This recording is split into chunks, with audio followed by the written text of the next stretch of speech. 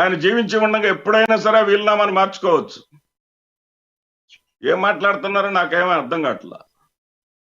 ఆస్తులు ఇచ్చే విధంగా ఆస్తులు ఈయన కష్టపడ్డాడా, లేకపోతే వాళ్ళ నాన్నగారు కష్టపడ్డారా, ఈఎంఐ కష్టపడ్డారా మనకు అనవసరం. ఈయన ఇవ్వదలుచుకున్నటువంటి ఆస్తులను స్వీకరించే స్థాయిలో ఉందా? మళ్ళీ పోయి చంద్రబాబు చేతిలోనూ కూటమి చేతిలో కీలుబొమ్మగా మారేసి జగన్మోహన్ రెడ్డి గారిని బదనాం చేస్తా ఉంటే కూడా ఎవరైనా ఇస్తారా? మీరు ఇస్తారా? ఆ ప్లేస్ లో మీరుంటే మిమ్మల్ని ఏకి పెడతా ఉంటే మీ అన్నకో మీ చెల్లికో మీరు రాసిచ్చినటువంటి ఆస్తిని మీరు ఇస్తారా? మీరు చెప్పండి. ఏం మాట్లాడతారు మీరు? ఊరికే ఇక్కడ విషయం ఏంటంటే ఆవిడ ముందుకు వచ్చి చెప్పింది, మీడియా ముందుకు వచ్చేసి ఏమని, నన్ను భారతి గారిని తిట్టొద్దన్నారు, అన్నయ్యని తిట్టొద్దన్నారు, అవినాష్ రెడ్డిని తిట్టొద్దన్నారు, తిడితేనే ఆస్తులు కొనసాగిస్తా ఉన్నారు అన్నారు. అది కాదు అసలు విషయం.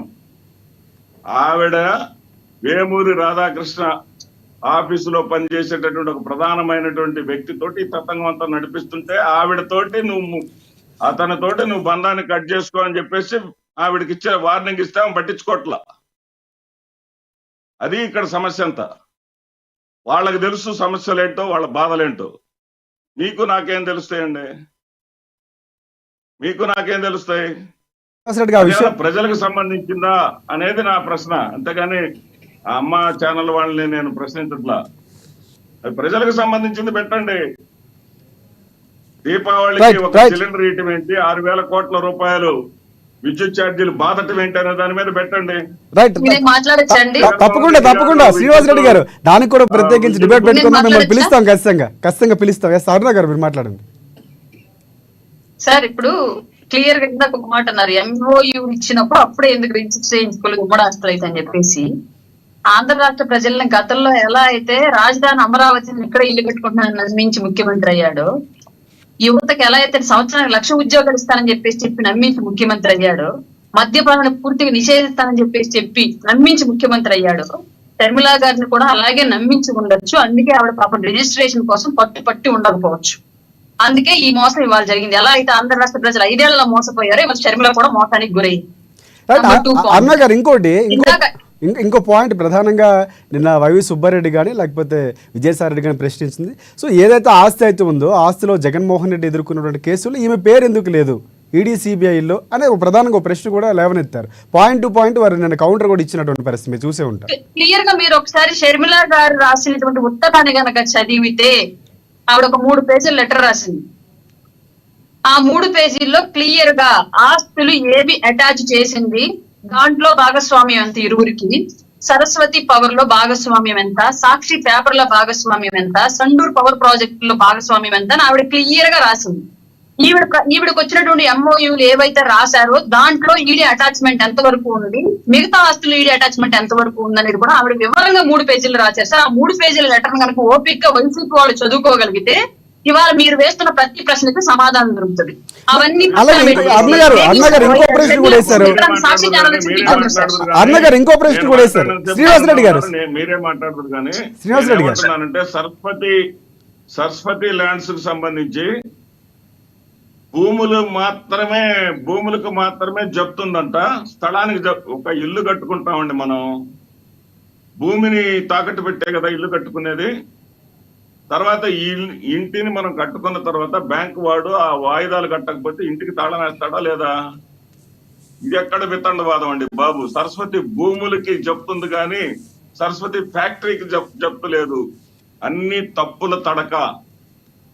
ఆమె లెటర్ అనేది లీగల్ గా 4 గిచ్చుకోవటానికి కూడా పనికిరాదు.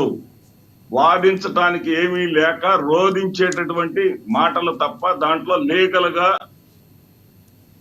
ఏది ఎలిజిబిలిటీ ఉన్నటువంటి వర్డ్సే లేవు దాంట్లో. ఇంకా అది పట్టుకుంటే సమాధానం దొరికిద్దంటే వీళ్ళకి ఆనందం. దాంట్లో సమాధానం దొరికింది. షర్మిల బాగా అడిగింది, అన్నను బాగా అడిగింది, ఇది ఒక ఆనందం అన్నమాట వీళ్ళకి. కానీ కానీ ఇక్కడ ఇంకోటి నిన్న మాట్లాడుతూ కూడా షర్మిల 2004లో తర్వాత 1.74 కోట్ల రూపాయలు ఆయన అఫిడవిట్లు ఏదైతే ప్రకటించారో 2024కి 757 కోట్లు ఎలా అయ్యేవి అనేది కూడా ప్రశ్నించినటువంటి పరిస్థితి షర్మిల. అది షర్మిల ప్రశ్నించింది, విపక్షాల వాళ్ళు ప్రశ్నిస్తున్నారు. 2 ఎకరాల పొలంతో చంద్రబాబు నాయుడు 2 లక్షల కోట్లకి ఎట్టొచ్చారని మేము ప్రశ్నిస్తుంటాం. Yes, అవి yes. కాదండి ఇక్కడ, అవి కాదు ఇక్కడ ఇక్కడ ఇక్కడ ఇక్కడ ఏంటంటే ఈ అసెట్స్ విషయంలో అతను వెనక్కి వెళ్ళేటటువంటి పరిస్థితులు కల్పించింది ఎవరు? ఆమెకు ఆ ప్రేమానురాగాలతో ఇచ్చినటువంటి ఆస్తిని ఆమె మీద ఉండేటువంటి ప్రేమానురాగాలు లేకుండా పోయేటట్టు చేసుకున్నది ఎవరు?